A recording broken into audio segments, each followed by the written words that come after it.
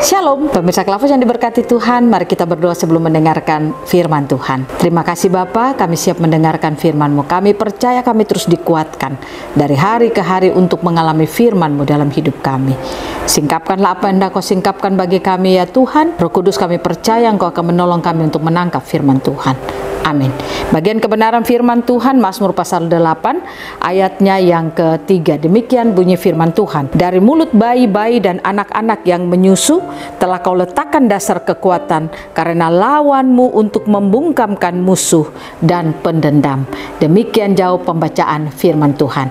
Pemirsa Klavos yang diberkati oleh Tuhan, kita percaya bahwa Allah sudah melengkapi saudara dan saya dengan kuasa-Nya. Dikatakan lewat firman Tuhan, dari mulut bayi-bayi dan anak-anak yang menyusu telah Kau letakkan dasar kekuatan karena lawanmu. Artinya pemazmur mau katakan bahwa sejak dari kita lahir, Allah telah menaruh kuasa di dalam perkataan kita, sehingga kuasa yang Dia berikan bagi kita itulah kekuatan saudara dan saya untuk membungkamkan mulut musuh, supaya musuh tidak mengambil bagian dalam kehidupan saudara dan saya.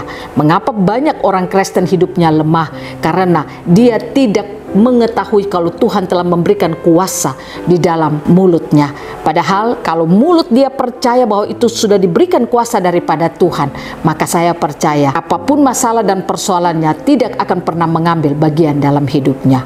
Ada banyak orang ketika menghadapi masalah, bukan firman yang diperkatakan, tetapi masalahnya yang diperkatakan, masalahnya yang dia besar-besarkan, bukan firman yang dikatakan sebagai kekuatan. Padahal firman Tuhan harus kita perkatakan, karena kuasa itu diberikan bagi kita sejak dari kecil. Kuasa itu telah diberikan bagi hidup saudara dan saya. Kalau kita belajar dari kitab Yeremia, waktu Tuhan memanggil Yeremia untuk Tuhan mau memakai Yeremia sebagai alatnya, firman Tuhan berkata, Yeremia dia berkata kepada Tuhan kalau dia masih muda dan dia katakan dia tidak pandai untuk berbicara, tetapi firman Tuhan berkata kepadanya, pergilah kemana Kau kuutus, harus engkau pergi. Dan dikatakan Tuhan menaruh perkataan Tuhan di mulutnya. Tuhan menjamah mulutnya dan menaruh perkataan pada mulutnya.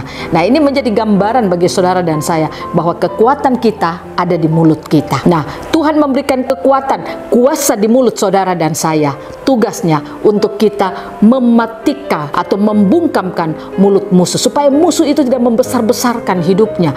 Karena saudara dan saya mampu mematikannya dengan cara apa? Memperkatakan firman dalam hidup kita. Nah, oleh karena itu, bangunlah kesadaran saudara kalau kuasa dari Tuhan sudah diberikan di dalam kehidupan saudara dan saya melalui perkataan kita. Pastikan setiap saat kita tidak memperkatakan masalah kita, tetapi setiap saat kita akan memperkatakan firman yang kita dengar dari dalam kehidupan kita, supaya apa yang kita katakan, yaitu firman-firman Tuhan itu, firman Tuhan itu akan menjadi kenyataan di dalam hidup kita. Karena saudara, apa yang engkau katakan itu yang engkau imani.